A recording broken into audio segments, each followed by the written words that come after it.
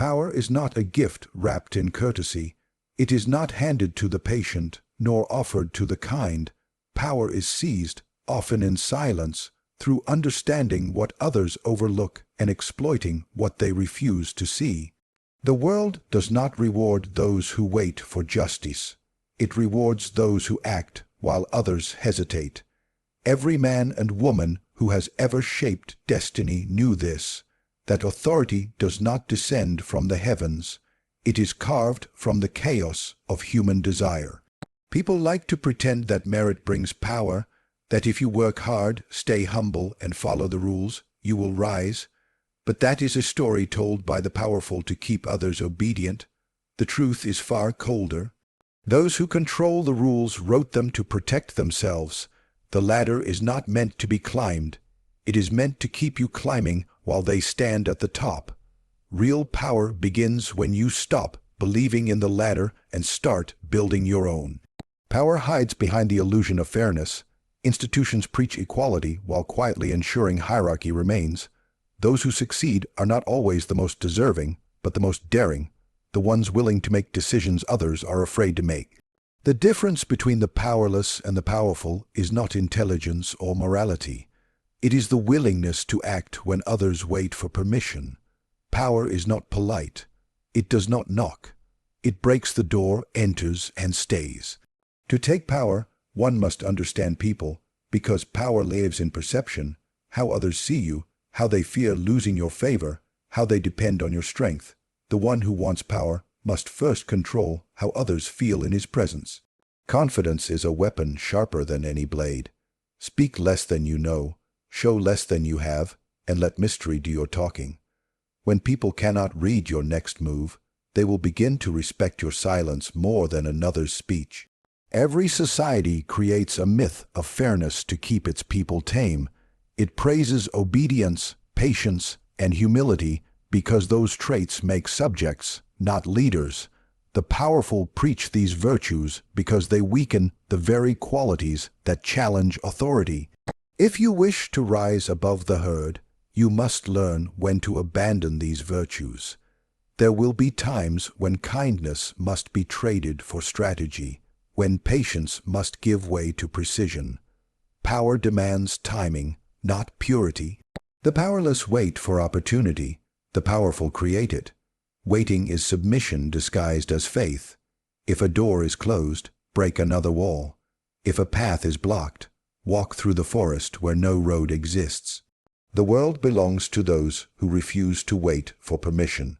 Every empire began as defiance, a refusal to accept the boundaries set by others. To take power is to become the author of your own limits. But understand this, power comes with its own price. It demands clarity of mind and the ability to act without the comfort of applause. You will be misunderstood. You will be hated.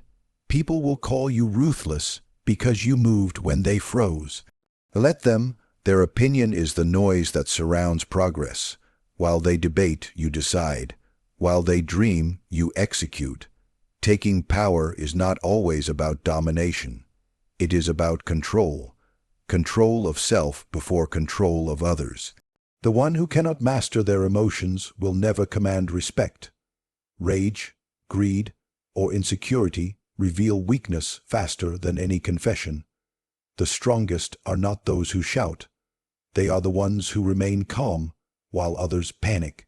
Power grows in silence, in restraint, in the moments where others lose discipline. In every room, power shifts quietly. It moves toward the one who listens more, who observes, who waits for the right moment to strike. You do not need to be the loudest voice to lead.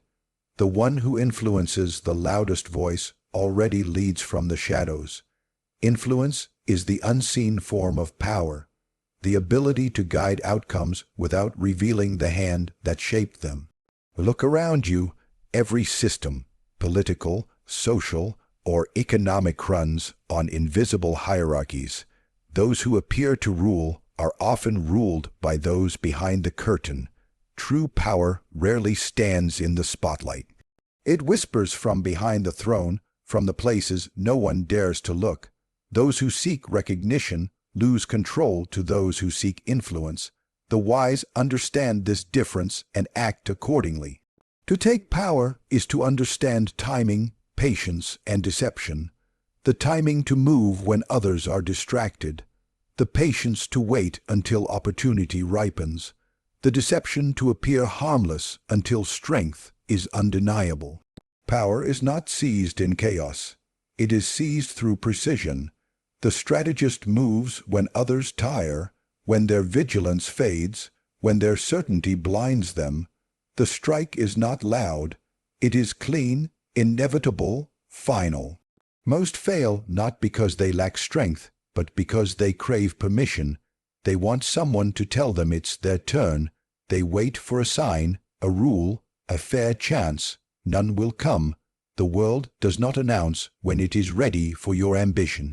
You must decide that moment yourself. To take power is to understand that no one will ever grant you what you truly deserve. You must claim it with your will, your intellect, and your patience. And so, the lesson stands. Those who expect to be handed power will spend their lives applauding those who took it. Morality is the grand performance of mankind, the beautiful costume worn by those who fear to show their true face. It is the language of virtue spoken by those who wish to appear good, not necessarily to be good.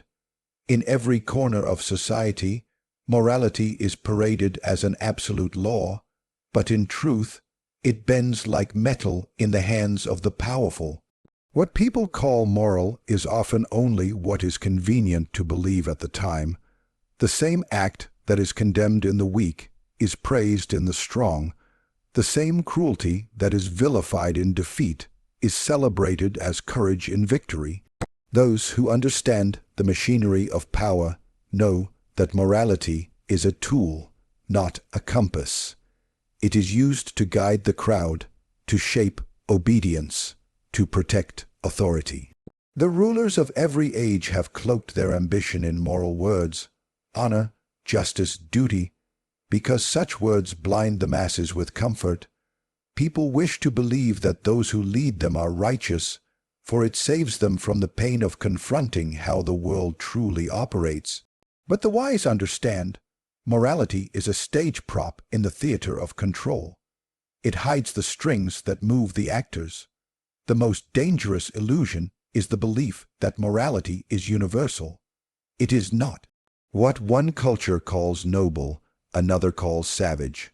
What one age condemns as evil, another sanctifies as divine. Morality shifts with time, power, and interest. It serves whoever has the strength to define it.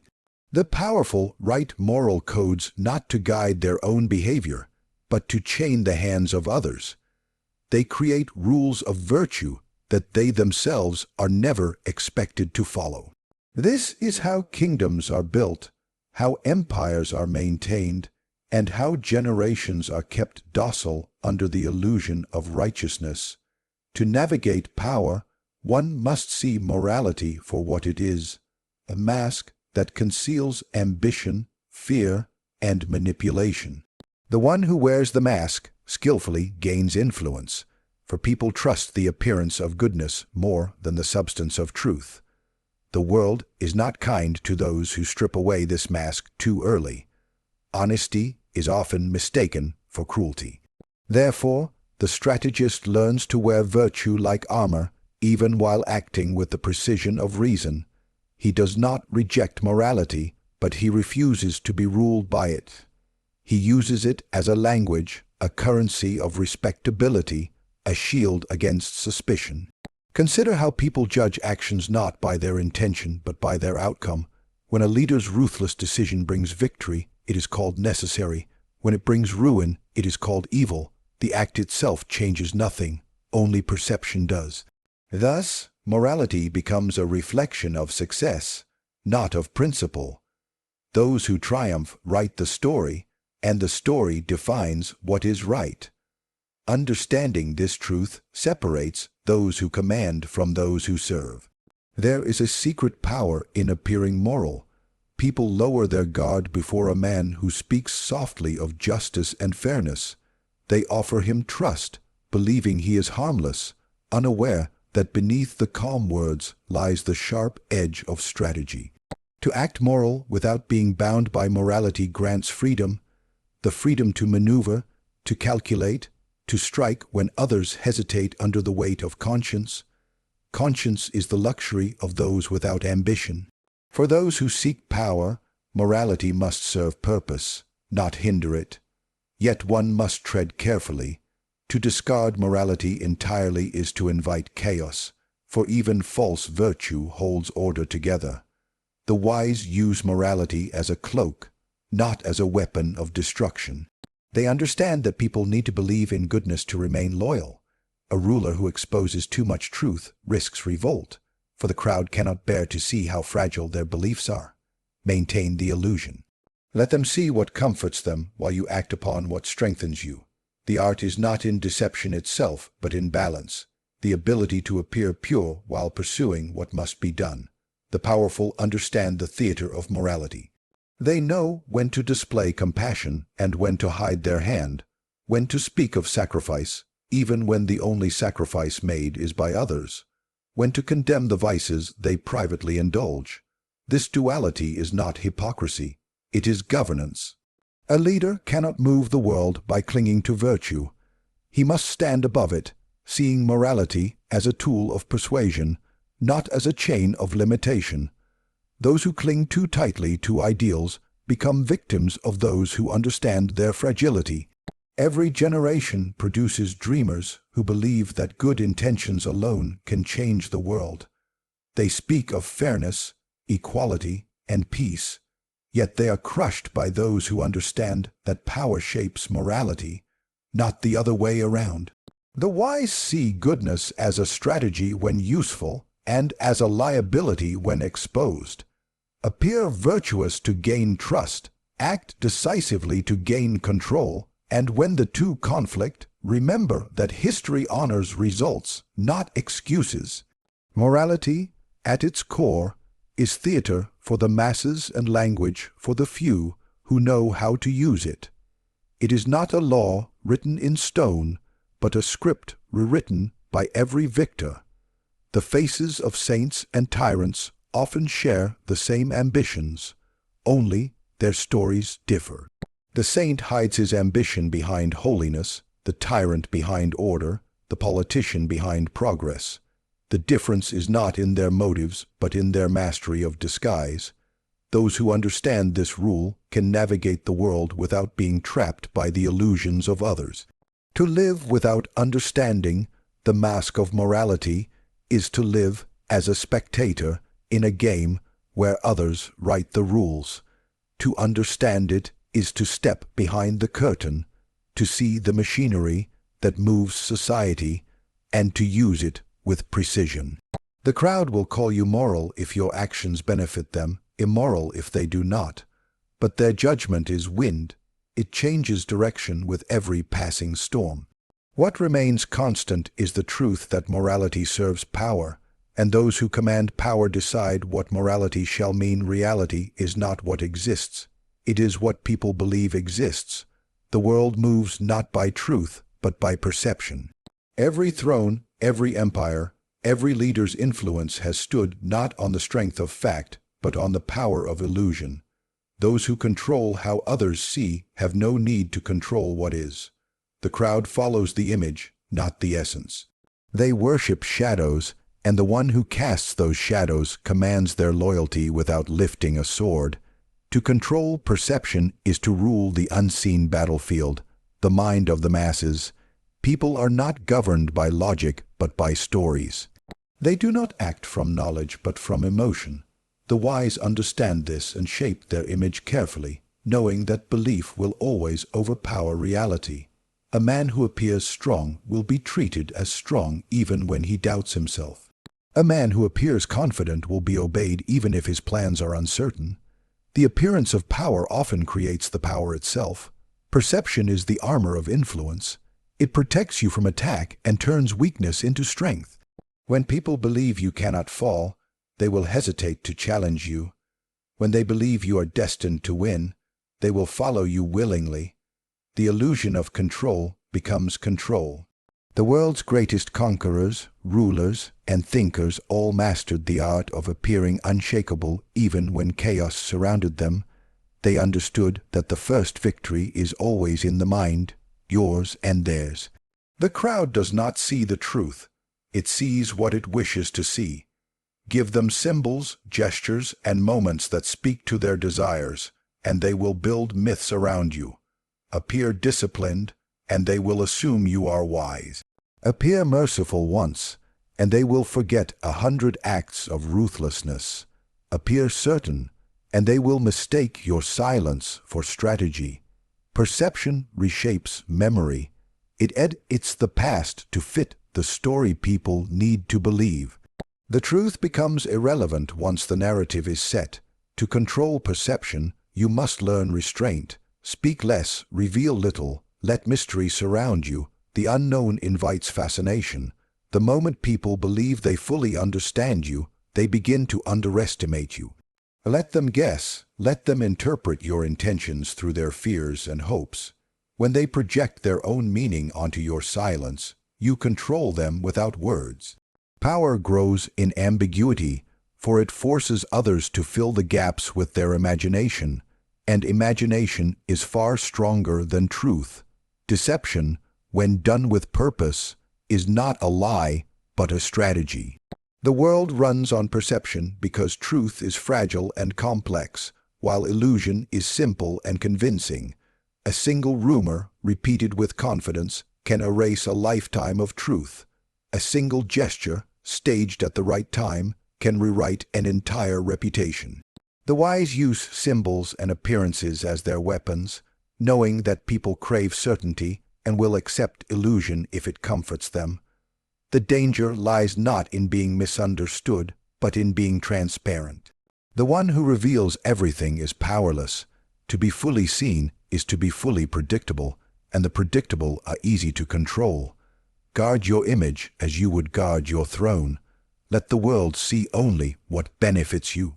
If you must appear virtuous, appear so convincingly that even your enemies hesitate to doubt it. If you must appear ruthless, do so when fear will serve you better than love. Adapt your appearance to the moment, for perception is fluid, and mastery lies in shaping it as the tide shifts. Those who fail to understand perception spend their lives reacting to the opinions of others. They chase approval, defend themselves against rumors, and exhaust their strength trying to prove what should have been assumed. The wise never defend, they redirect. When accused, they change the subject.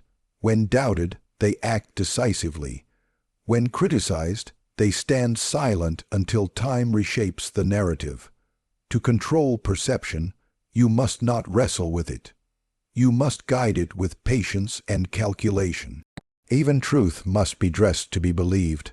The naked truth is rarely loved. It is too sharp, too cold, too plain. Wrap it in beauty, and people will call it wisdom. Cloak it in confidence, and they will call it destiny. Those who speak truth without understanding the need for illusion are often destroyed by it. The world does not reward honesty. It rewards persuasion. You do not need to be right. You only need to appear certain. Certainty, in the eyes of the crowd, becomes truth itself. The most dangerous illusion is the belief that perception does not matter. History remembers not the man who was good, but the man who appeared great. It honors the conqueror, not the philosopher who warned against conquest. People crave symbols of success, faces of authority, and voices that echo their desires. The one who provides those illusions will be followed, even into ruin. To control perception is to hold the key to the hearts and fears of men. Every leader, every influencer, every architect of destiny must understand this. You do not need to control the world to rule it. You only need to control the lens through which it is seen, shape the vision, and the world will reshape itself to match it. Appear unbreakable, and the world will step carefully around your shadow. Appear chosen, and the world will conspire to make it true. Reality is not fixed. It is the reflection cast by the mind of the crowd, and the one who can bend that reflection bends the world itself, the truths revealed were never meant for the faint-hearted. Power, morality, and perception are the silent architects of every empire, every success, every downfall. Those who understand them rise above illusion. Those who ignore them become servants of it. The world is not governed by fairness or honesty. It is ruled by will, strategy, and control. Power is never given, it must be taken. Morality is not a law, it is a mask. Reality itself is a mirror, shaped by perception. Together they form the trinity of dominance, the foundation upon which all influence is built. To master one is to gain an advantage. To master all is to hold command over the minds and movements of others. The crowd dreams of justice, the ruler dreams of control. The difference between them is not knowledge but courage. The courage to see the world without its illusions and to act upon what is, not what should be. The wise learn to play the game as it exists, not as they wish it were. So this is the warning. Those who look for kindness in power will find disappointment. Those who expect fairness from the ambitious will find betrayal. But those who see the truth behind the curtain, who recognize how perception shapes belief, how morality masks interest, and how power rewards action, they will not be surprised by the cruelty of the world, nor defeated by it. They will move quietly, think deeply, and act precisely. They will not wait for permission, nor hide behind virtue. They will rule not through force, but through understanding. For in the end, it is not might that endures, but mastery, mastery of self, of appearance, and of the minds of others.